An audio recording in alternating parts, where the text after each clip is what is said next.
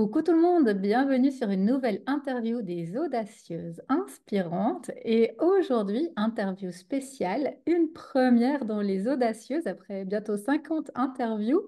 C'est la première interview à trois, donc avec un duo aujourd'hui, Claudie et Aline, qui sont venus nous parler de leur duo, de leur entreprise et de ce qui fait d'elles, ce qui font d'elles des femmes audacieuses et inspirantes aujourd'hui. Bonjour Aline, bonjour Claudie, bienvenue. Bonjour, Bonjour. merci. Alors merci d'avoir pris cette interview. Donc c'est Claudie qui m'a contactée si je me souviens bien parce que on avait l'opportunité à un séminaire d'Aline de Beboost de faire des propositions de recherche, de collaboration, etc. Et j'avais mis que je faisais des interviews de femmes audacieuses et inspirantes et Claudie m'a contactée en me disant ben moi, avec Aline, on serait intéressé, si tu es d'accord, de faire une interview. Et c'est comme ça qu'est née cette rencontre et cette interview. Et ce qui m'a beaucoup plu, déjà, c'est cette idée de faire une interview à trois, puis c'était la première fois. Et puis cette rencontre qui était vraiment atypique, puisqu'on a pris le temps de se rencontrer une première fois pour faire connaissance, et qu'il y avait vraiment ces deux univers, celui de Claudie, celui d'Aline, et vraiment de femmes qui n'étaient pas du tout destinées à finalement se rencontrer. Il n'y avait pas derrière chacune une envie de collaborer, une envie de créer quelque chose ensemble. Et c'est les beaux hasards de la vie qui a fait qu'un jour, sur le chemin, l'une et l'autre, vous vous êtes rencontrées à une formation, si j'ai bien compris, il y a Ouais, deux c'est ça. ans, et que petit à petit, vous avez fait connaissance et qu'il y a eu cette alchimie qui s'est créée entre vous et qui a donné naissance à votre entreprise commune, à votre projet commun aujourd'hui. Et ce qui est aussi atypique de votre côté, c'est que vous êtes chacune à des endroits différents, donc vous n'êtes pas non plus dans le même lieu géographique. Donc il y a vraiment toute une belle rencontre qui s'est mise en place en parallèle de ce que vous aviez déjà. Oui, exactement. Je vais commencer, Aline va compléter, mais c'est vrai qu'en fait, on a fait une formation, enfin la même formation toutes les deux. On s'est croisés en se disant juste bonjour à un événement, mais sans plus. Et puis, il s'avère que En fait, on avait beaucoup de contacts en commun, donc à un moment, je me posais une ou deux questions et je me suis dit, tiens, bah, je vais l'appeler, on n'arrête pas de me parler d'elle. Puis je devais l'appeler 10 minutes, quoi. Et puis on est resté 2h30 au téléphone et on a raccroché en se disant, bon, bah, c'est bon, on bosse ensemble. Ça Donc a été voilà. une évidence comme ça, vraiment après cet appel, de vous dire, mais il y a quelque chose à faire ensemble. Il y a vraiment une Et alchimie, quelque chose qui s'est passé entre nous deux. c'est ça parce que finalement, on s'est rendu compte qu'on voyait les choses à peu près de la même façon. On n'avait pas, donc pour la petite histoire, à la base, Claudie fait du design, du graphique, des identités visuelles donc sa cible à l'origine, c'était pour les commerçants, les petites boutiques. Et puis, ben, moi, je créais des sites internet. Ma cible, c'était pas spécialement les boutiques. Moi, c'était à l'époque, j'essayais de viser plus ou moins avec succès des coachs.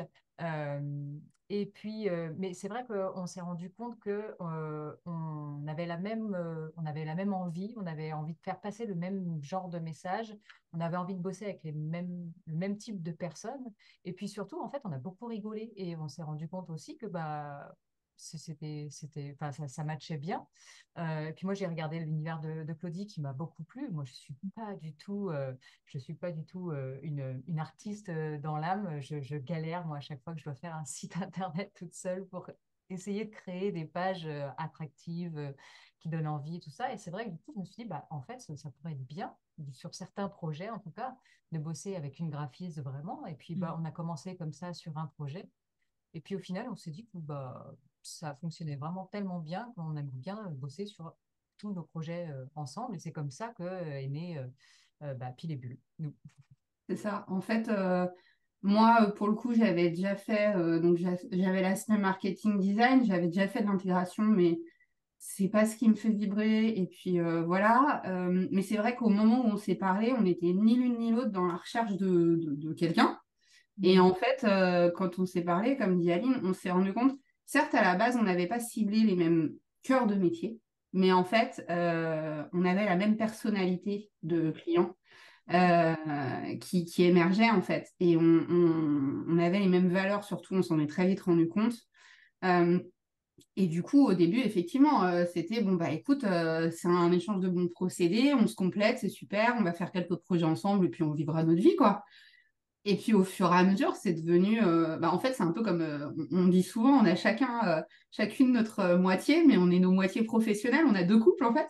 Et en fait, c'est un peu comme dans un couple, on a construit la relation et en fait, au fur et à mesure, c'est devenu évident. Et on avait une vision hyper alignée qui fait que, ouais, c'était une évidence et on a eu envie de refaire un bout de chemin. Donc, on a refait une formation de Bee Boost. On connaissait le contenu, mais finalement, c'était un peu l'excuse pour tracer et écrire vraiment notre chemin commun. Et à partir de là, ben, en fait, voilà, tout s'est ouvert. Et c'est devenu une évidence encore plus, quoi. Mm. Et effectivement, pour la petite histoire, c'est que moi, je suis en Île-de-France et Aline est sur Toulouse. Donc effectivement, on accompagne des clients de partout, mais nous aussi, on est partout. Ouais, c'est génial. Merci, merci pour cette présentation et cette rencontre inspirante déjà. Alors, bah, la question que je pose à toutes les audacieuses et inspirantes entrepreneurs que je reçois, c'est qu'est-ce qui fait de vous aujourd'hui des femmes audacieuses et inspirantes? Qu'est-ce que vous aviez envie de partager aux femmes qui vont regarder cette interview pour les inspirer à leur tour, leur permettre d'oser, d'avancer dans leurs projets, dans leur vie? Alors, allez, je commence aussi. Euh, Déjà, je ne sais pas si on se qualifierait nous-mêmes de femmes inspirantes. On espère l'être ou le devenir. Par contre, ce qui est sûr, c'est qu'on a un message qui nous tient à cœur et qu'on a envie de porter et qui est le reflet de notre travail, en fait. C'est simplement que, eh ben, il faut oser être soi.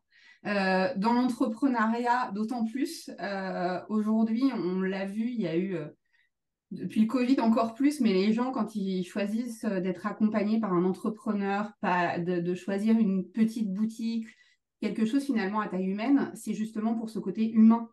Et qu'est-ce qui fait qu'on est humain? Eh ben, c'est notre personnalité, c'est nos valeurs, c'est nos petites failles, c'est comme on dit, nos aspérités. C'est ça qui nous permet en fait de nous accrocher, de rentrer en lien. C'est pas pour rien que même les grosses boîtes aujourd'hui ils font des communications de folie sur on a des valeurs, etc. Parce que finalement, c'est ce lien humain qui marche, hein.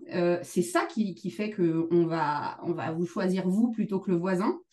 Et finalement, du coup, bah, pour donner cet aspect humain, c'est quoi? C'est d'être soi.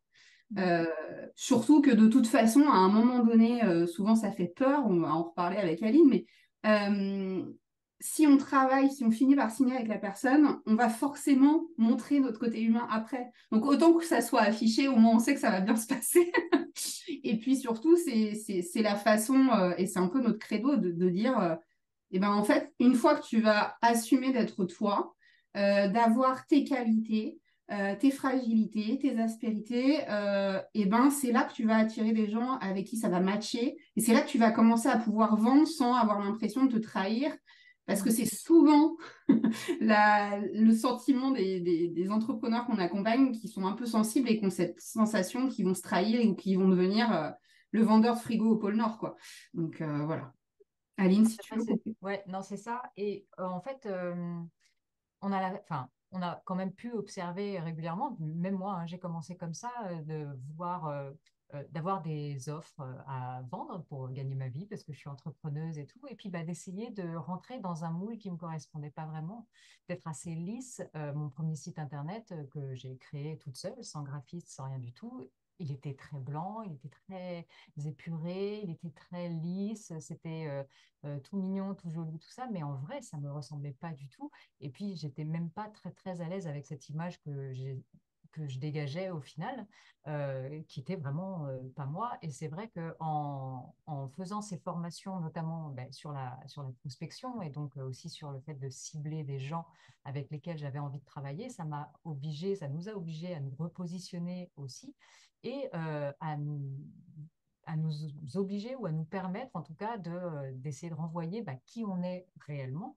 Et c'est vrai que depuis qu'on diffuse une autre image, donc en jaune principalement, mais pas que, mais on essaye de faire pétiller les business, on essaye d'ajouter un coup de boost, ce genre de choses. Donc, notre communication visuelle, elle a vraiment évolué, elle a vraiment changé. On se permet de rigoler, de montrer que on essaye de bonne humeur tout le temps. Enfin, pas tout le temps, il y a pas toujours. On reste humaine, hein, donc il y a des moments où il y a des coups de mou, mais justement de l'afficher aussi et pas d'arrêter avec cette image, d'essayer de ressembler à tout le monde, puisque justement le problème c'est qu'on ne se démarque pas.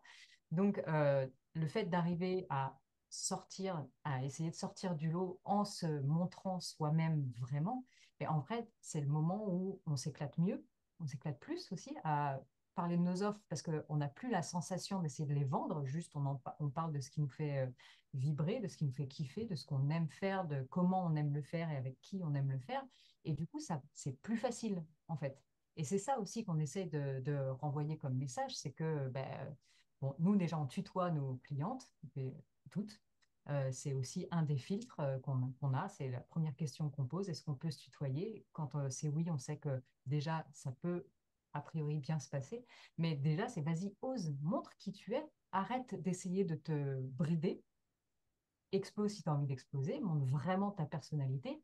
Et c'est vrai que dans ces cas-là, tu vas attirer des personnes. Enfin, en fait, ça va faire un tri naturel. Il y a des gens qui vont tout de suite accrocher, et c'est chouette, parce que du coup, c'est des gens qui vont te ressembler sur certains points avec lesquels tu vas t'accorder, donc avec lesquels ça peut éventuellement vraiment bien se passer. Et puis, il y en a d'autres qui vont pas t'apprécier, mais c'est pas grave, parce que justement, ces gens-là, s'ils travaillent pas avec toi, peut-être que c'est pas plus mal, parce que ça peut générer des soucis en bout de course. Enfin, vraiment, ce soit des gens avec lesquels c'est pas si facile de travailler, que tu traînes pendant des mois, des années et que tu galères avec eux.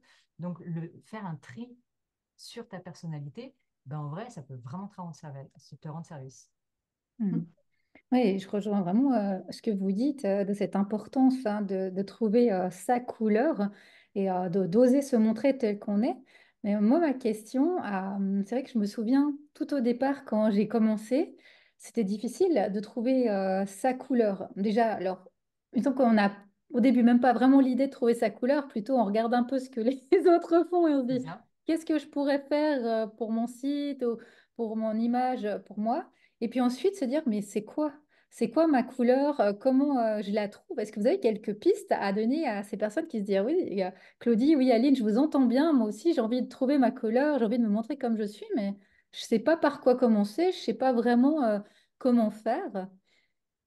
Ouais, alors déjà, en fait, ça a été un peu comme ça qu'a évolué notre offre d'ailleurs, hein. Au début, on travaillait sur uniquement des identités, des sites internet en commun.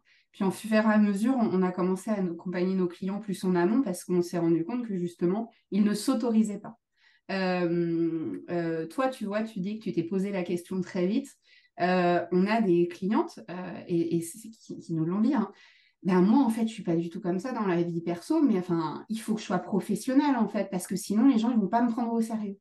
Et il y a cette appréhension de se dire, eh, je vais me louper si jamais j'ose être moi. Et on leur donne souvent l'exemple. Elles sont devenues clientes et pour le coup, dès la première fois où on s'est vu, nous, on ne peut pas s'empêcher d'être en visio et de plaisanter ou de rire ou de sourire. Ça fait partie du truc. Et pourtant, elles nous prennent au sérieux. Donc finalement, c'est d'abord faire un pas, de se dire, c'est pas parce qu'il y a de la bonne humeur ou que tu affiches une affinité à ceci ou à cela que forcément on va pas te prendre au sérieux. Donc déjà, c'est travailler sur ces pensées limitantes, Mm. accepter que c'est pas tout noir ou tout blanc et que justement, il y a d'autres gens comme nous qui se retrouvent peut-être pas dans l'offre qu'ils ont en face parce que c'est justement tout noir et blanc, il faut rentrer dans des cases et ils s'y retrouvent pas. Donc finalement, on peut être professionnel tout en étant soi-même et à la limite, on va permettre à d'autres gens de trouver des solutions qu'ils n'ont pas aujourd'hui. Donc c'est travailler déjà sur ces pensées limitantes. Et c'est souvent la première chose qui se trahit hein, quand on commence à travailler avec nos clients, c'est qu'on voit qu'il y en a pas mal. Donc on vient un peu titiller tout ça. Et après, c'est travailler sa stratégie. C'est-à-dire, c'est une offre qu'on a rajoutée, parce qu'en fait, ça devenait évident. C'est souvent ce qui manque. C'est finalement se rebaser sur sa vision. Qu'est-ce qu'on veut qu'est-ce qu'on espère autant pour nous-mêmes que pour notre business. On veut que ça aille où? Et puis surtout, nous, on a 3 gros piliers qu'on travaille en priorité quand on bosse la stratégie. C'est le pourquoi. Pourquoi on fait ça? Et pas juste parce que je voulais me mettre à mon compte. Oui, mais ok, mais tu aurais pu être coiffeuse, tu aurais pu être photographe, t'aurais pu. Pourquoi tu fais ça? Pourquoi tu le fais comme ça? Qu'est-ce qui fait que ça te fait vibrer en fait? Et en fait, quand on tire vraiment le fil jusqu'au bout, on en arrive à nos valeurs profondes, à ce qui nous touche personnellement.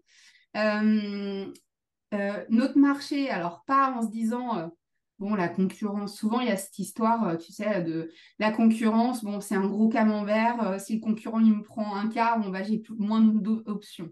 Nous, on ne voit pas du tout la concurrence comme ça. Pour nous, au contraire, c'est plutôt une aide, parce que la concurrence va te permettre de te confirmer ta différence, ton unicité et comment tu te positionnes.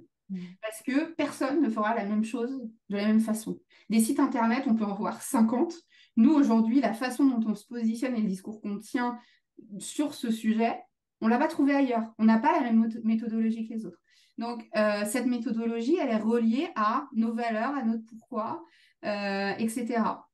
Et puis, le troisième point qui est vraiment, enfin, c'est vraiment le triangle d'or, on va dire, c'est ce qu'on appelle, nous, notre ami imaginaire, le client idéal.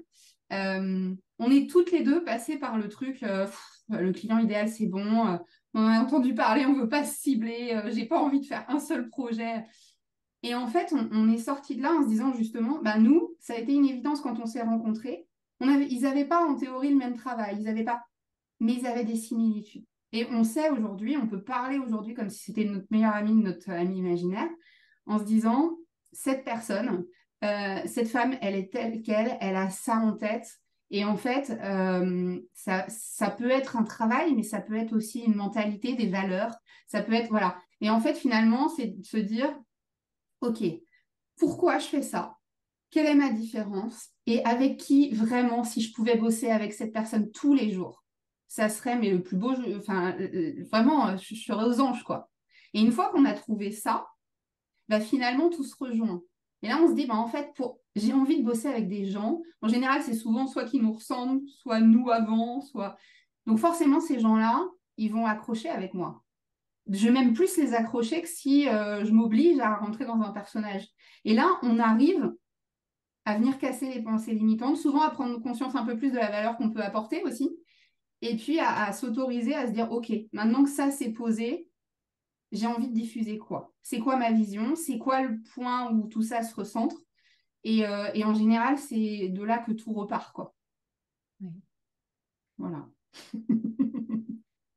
Ouais, j'aime beaucoup ces 3 piliers, ce triangle d'or dont tu parles. Et j'aime beaucoup aussi ce que tu as avancé, hein, ce que vous partagez par rapport à la concurrence, qui est vraiment une très très belle image. Je veux dire que la concurrence, finalement, c'est une aide. Il y a pas vraiment de concurrence. Et au contraire, ça nous permet d'aller identifier notre unicité et notre différence par rapport aux autres. Et ça, c'est vraiment une belle image, hein, de regarder la concurrence de cette façon-là, les personnes qui font la même chose que nous, hein, mais de toute façon différemment, et d'aller voir notre unicité. C'est ça. Et puis, ça permet déjà de voir ce qui existe, ça c'est sûr. Ça permet de, bah, comme disait Claudie, de se positionner. Et puis, nous, on encourage même certaines de nos. Alors, avant qu'elles soient clientes, bien évidemment, mais on a eu encore, il y a quelques jours, un exemple d'une personne qui nous a demandé, avec qui on a fait un rendez-vous découverte, et puis on lui a fait une proposition commerciale. Et puis, elle nous a dit, oh, si ça vous embête pas, je vais aller voir d'autres gens quand même. Il n'y a pas de problème. De toute façon, ça fait partie du jeu. Mhm. Nous, ça ne nous pose vraiment aucun souci. Nous, on connaît la valeur de notre offre, on sait exactement ce que ça peut permettre après, plus tard, à nos clients, une fois qu'ils ont travaillé avec nous et tout. Mais c'est évident que pour le savoir, il faut qu'ils puissent comparer aussi avec d'autres offres. Donc, nous, on est hyper sereine avec ça, ça ne nous pose vraiment pas de problème. Puis peut-être qu'elle ne signera pas avec nous, et puis c'est pas grave non plus, ça fait partie du jeu aussi, il y en aura d'autres derrière. Enfin, vraiment, la concurrence, c'est vrai que c'est un mot que j'aime pas trop non plus parce que ça met en compétition. Et moi, je pense que en vrai, il y a du travail pour tout le monde. Et quand on arrive justement à savoir avec qui on a envie de travailler, à diffuser son message correctement, au final, bah, les gens, ils viennent à nous aussi euh, plutôt naturellement et ça pose pas de problème, quoi. C'est vrai qu'on n'appelle même pas ça la concurrence ou le marché, nous on appelle ça le terrain de jeu. C'est Ouais. quoi ton terrain de jeu? Parce que c'est là où, oui, on va aller jouer et aller chercher. Et effectivement, à un moment donné, nous, on les encourage parce que le but, enfin, nous, notre but ultime, c'est de bosser avec des gens où on sait qu'on va les aider, où ça va bien matcher. En plus, c'est souvent des accompagnements de plusieurs mois, donc on le fait. Donc, faut que ça se passe bien, qu'il y ait une confiance, une Oui, relation. oui. Euh, si on se dit, bah ouais, mais alors moi, mon angoisse, c'est qu'elle aille voir ailleurs parce que, bah en fait, du coup, elle va comparer au prix ou autre. Mais en fait, du coup, on se retrouve à diffuser en plus cette image de couteau sous la gorge. Et puis en fait, ça veut juste dire quoi? Ça veut dire qu'on n'a pas du tout confiance en notre offre et en ce qu'on diffuse. Aujourd'hui, nous, on sait que on a un discours qui est justement extrêmement axé sur le fait d'assumer sa personnalité, ses valeurs, de le diffuser, et que c'est ça qui va permettre de vendre. On a une méthodologie qui est spécifique à nous, où vraiment, en fait, on dit c'est une co-création, on ne prend pas un brief et on se revoit 3 mois après. On a une façon de faire, on a pensé tous nos processus, tout notre parcours client dans cet état d'esprit, en mettant en valeur nos valeurs, l'aspect humain, l'aspect valeur, authenticité, enfin bref. Et du coup, on sait que ce qu'on vend, il y a une différence. Est-ce que la personne, c'est ce dont elle a besoin ou pas? C'est à elle de le voir. Mais par contre, aujourd'hui, on sait très bien que ça nous est arrivé qu'on ait des clientes qui arrivent en disant au début, bah, on va voir différentes personnes, on va prendre au moins cher. Et en fait, on explique notre façon de travailler, on parle en fait tout simplement. Et à la fin, ils nous choisissent alors qu'il y a moins cher parce que ils ont compris la valeur qu'on apporte. Et ça, aujourd'hui, on peut l'expliquer, la montrer tout simplement parce que on a assumé qui on était, ce qu'on apportait vraiment, on a pensé notre parcours en fonction, et en fait, tout renvoie à la même image, quelque chose qui nous ressemble et qu'on peut porter facilement. Parce que pour le coup, nos clientes, il y en a eu plusieurs qui nous ont dit, mais finalement, on leur a dit, voilà, c'est pas péjoratif, mais on leur a dit, il y a un petit côté schizophrène aujourd'hui dans leur vie de quand je suis chez moi, je peux être moi-même, mais par contre, il faut que je me mette un costume qui ne me ressemble pas, sinon je ne vais pas marcher. Et au-delà de, bah, en fait, personne ne va accrocher sur toi parce que finalement, tu es un autre parmi tant d'autres, tu n'as pas de personnalité qui ressort. Au-delà de ça, elles ne sont pas bien dans leur peau, en fait, parce qu'elles ne s'épanouissent pas dans leur business, parce qu'elles elles se forcent à tout. Et qu'à un moment donné, si on se met à nos comptes, c'est quand même bah, pour prendre du plaisir et aller là où on veut. Si Mhm. on est obligé de se mettre en souffrance tout le temps pour se dire, il faut que j'essaye de vendre et du coup, je peux surtout pas être moi, bah, en fait, même si ça marche, au bout d'un moment, on va lâcher prise. Parce que faut pas se leurrer, l'entrepreneuriat, c'est des hauts, des bas, c'est pas simple, c'est beaucoup d'investissements à tous les niveaux. Si c'est pour s'embêter, il n'y a pas d'intérêt, quoi. Donc, nous, c'est vrai on l'a expérimenté, hein. Au début, on était toutes les deux séparées. Enfin, voilà. On avait chacune travaillé. Enfin, moi, je sais que j'avais déjà travaillé ma cible, mon client idéal, etc. Mais ça n'empêche que on n'avait pas réussi à aligner le tout à fait. Et en fait, nous, pour le coup, notre déclic, ça a été notre rencontre où tout s'est réaligné. Mais vraiment travailler et se recentrer sur qu'est-ce qu'on veut, avec qui, comment, etc. Mais ça permet qu'on arrête de se dire, bah, en fait, ce qui va bloquer, c'est le prix parce que c'est mon seul élément différenciateur. C'est aussi ça. Ouais, et puis je voulais rebondir aussi sur le fait d'encourager un peu à aller voir aussi ce que la concurrence fait, c'est que ces personnes qui vont voir ailleurs, mais qui reviennent quand même, comme Claudie l'a dit, alors que souvent on n'est pas les moins chers, donc c'est vraiment pas qu'une question de prix, c'est que quand elles reviennent, ça veut dire qu'elles nous ont vraiment choisi pour nous, pour qui on est, pour notre offre aussi évidemment, ce qu'on va leur apporter, mais aussi pour nos personnalités. Et déjà, et effectivement, on travaille sur du temps long, on est un minimum le strict minimum, c'est 4 mois, c'est plus souvent autour de 6 mois jusqu'à 1 an d'accompagnement. Donc, on va passer du temps avec ces personnes-là.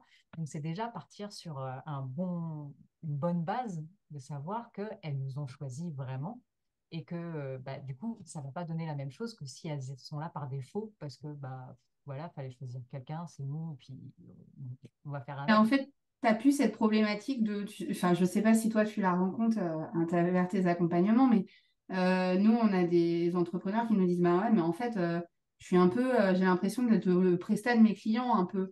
où il n'y a pas cette relation de confiance, cette notion de je te fais confiance parce que tu es experte. Et à un moment donné, quand on affiche qui on est, la valeur qu'on apporte, parce que c'est ça, hein. En vrai, quand on commence à faire ce fameux triangle d'or là, c'est ça, c'est que les clients d'un coup se rendent compte qu'ils apportent beaucoup plus que ce qu'ils pensent. Donc ils peuvent le dire.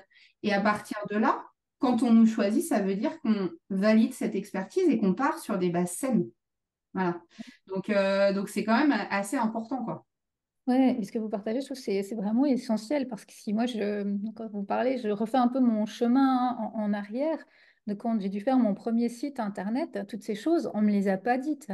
J'ai cherché une personne qui pourrait me faire un site internet. Cette personne, elle n'est pas du tout entrée en discussion de qui j'étais, mon côté authentique et ça, c'est alors oui, il faut préparer tel texte, tel texte, tel texte, me donner telle photo, telle photo, telle photo. Le montant, c'est ça, je vous fais telle prestation, point final, ça s'arrêtait là. Il n'y a eu aucun dialogue de on va travailler sur votre personnalité, sur ce que vous dites, se faire plaisir, sur qui vous êtes. Il n'y avait rien de tout ça. C'était vraiment, vous me donnez ces documents, je monte votre site internet, voilà le montant, au revoir. Et c'est vrai Mais que pour la après, quand j'ai rencontré un autre, je me suis connue un peu mieux, j'ai commencé à voir d'autres choses, j'ai commencé à changer. Je me suis dit, mais comme vous l'avez dit, ça ne me correspond pas. J'ai un site internet, oui, il n'est pas vilain, il va bien, il fait très pro, mais il incarne pas du tout qui je suis en fait. Oui, oui, mais pour la petite histoire, c'est aussi pour ça qu'on a construit notre offre telle qu'elle est actuellement. C'est que moi, moi, ça fait plus de 10 ans que je suis entrepreneur, parce que j'étais entrepreneur dans un autre domaine avant, pour lequel j'ai eu besoin d'un site internet alors que je ne connaissais strictement rien. Et effectivement, c'est une boîte quelconque qui m'a fait mon site internet, qui m'a fait ça en 2 ans et demi sur un coin de table. Au-delà du fait que moi, je ne savais pas l'utiliser parce qu'ils m'ont rien expliqué et que ça m'a coûté très très cher, en plus de ça, effectivement, ça ne me ressemblait pas du tout. Et que quand j'ai pensé à une reconversion et que j'ai voulu aller vers le web, je me suis dit, bon, moi, clairement, pour mes clients, je ne veux pas de ça. C'est pas comme ça que je veux bosser avec eux. Et en plus, après, avec Claudie, on a vraiment réussi à mettre en place cette méthodologie c'est pour ça que notre accompagnement est long aussi, mais parce Mm. qu'on accompagne vraiment de A à Z nos clients en passant par ce côté stratégique, mais aussi au niveau de l'écriture des textes, au lieu, comme tu disais, de dire, bon, bah voilà, il me faut un texte pour la page à propos, un texte pour la page d'offre, un texte pour la page je sais pas quoi. On accompagne vraiment page par page, bloc par bloc, en expliquant le chemin des visiteurs du site internet en question, quelles questions va se poser le visiteur, de quelle information il a besoin à quel moment. Et donc, on explique tout ça et on guide du coup nos clients pour l'écriture des textes qui vient beaucoup plus naturellement une fois qu'on sait ce qu'on va y mettre sur ces pages. Donc, c'est vrai En que fait, ouais, on est parti du constat que, enfin, moi, je le voyais hyper souvent. Euh, Franchement, en général, même quand tu as une identité, c'est OK, je prends un brief, on se revoit 3 mois après. Le site, bon, bah OK, tu me livres tout, on se revoit 3 mois après. Mais en fait, si moi, demain, je sais pas, j'ai besoin de quelqu'un pour me lancer, je sais pas dans quoi, dans la coiffure, si on me débarque et on me dit, bon, bah voilà, débrouille-toi, tu fais ton plan de coiffure et on se revoit dans 3 mois. Et en fait, comment je fais? Je n'y connais rien.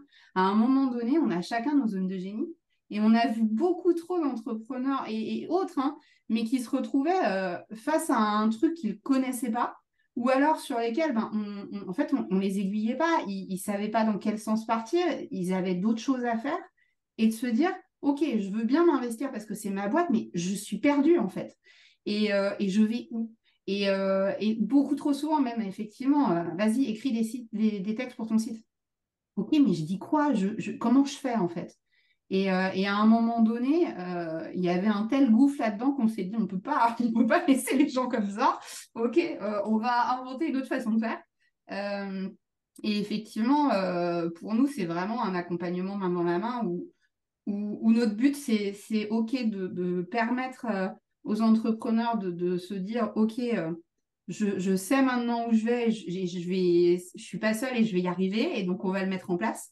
Mais au-delà de ça, c'est porter ce message de ose, ose être toi. Quand on prend le temps de regarder qui tu es, ce que tu apportes, pourquoi tu fais ça, mais en fait, il y a des diamants bruts qui émergent d'un coup. Parce que d'un coup, en fait, on arrête d'essayer de faire semblant de dire ce qu'il faut Et en fait, quand on touche au pourquoi, mais c'est ça qui fait vendre, hein, parce que d'un coup, on sait que, en fait, on va pas être un numéro comme un autre, quoi. C'est, OK, je sais que si je travaille avec cette personne, tous les matins, elle va se lever en voulant se défoncer pour moi, parce qu'elle a un vrai pourquoi, parce qu'elle a une vraie envie.